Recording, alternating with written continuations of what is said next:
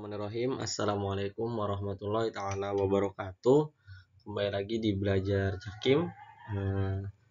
Kali ini kita belajar mengenai dispensasi kawin, membahas tentang pengertian batas usia yang dimohonkan, calon pria dan wanita berapa umurnya, dan yang memohon siapa.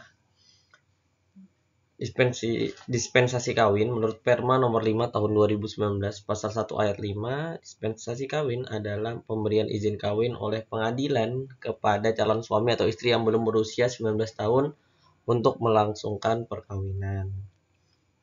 Jadi batas usia yang dimohonkan adalah di bawah umur 19 tahun.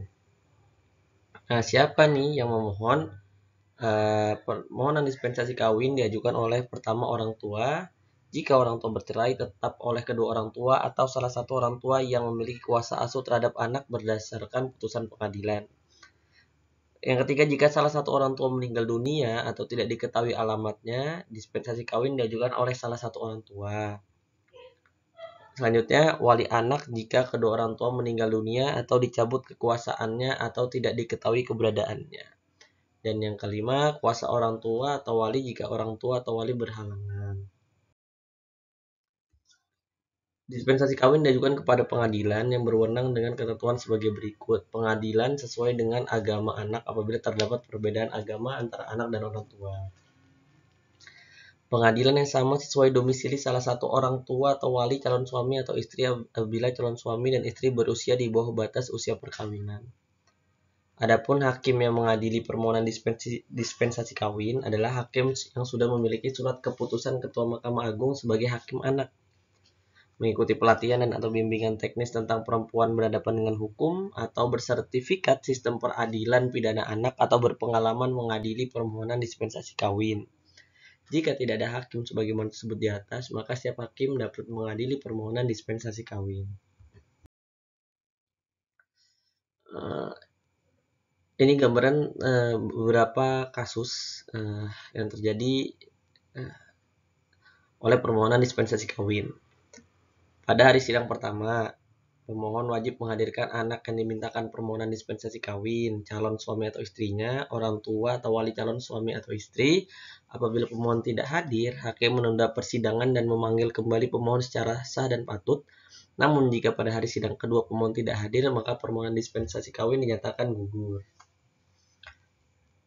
Contoh yang kedua, apabila sidang hari pertama dan sidang hari kedua, pemohon tidak dapat menghadirkan pihak-pihak tersebut di atas, maka hakim menunda persidangan dan memerintahkan pemohon untuk menghadirkan pihak-pihak tersebut. Kehadiran pihak-pihak tersebut tidak harus pada hari sidang yang sama, akan tetapi jika dalam hari sidang ketiga, pemohon tidak dapat menghadirkan pihak-pihak tersebut, maka permohonan dispensasi kawin dinyatakan tidak dapat diterima. Hakim dalam menggunakan bahasa metode yang mudah dimengerti oleh anak. Juga hakim dan panitera pengganti dalam memeriksa anak tidak memakai atribut persidangan, seperti baju toga hakim dan jas panitera pengganti. Dalam persidangan, hakim harus memberikan nasihat kepada pemohon, anak, calon suami atau istri, dan orang tua atau wali calon suami atau istri.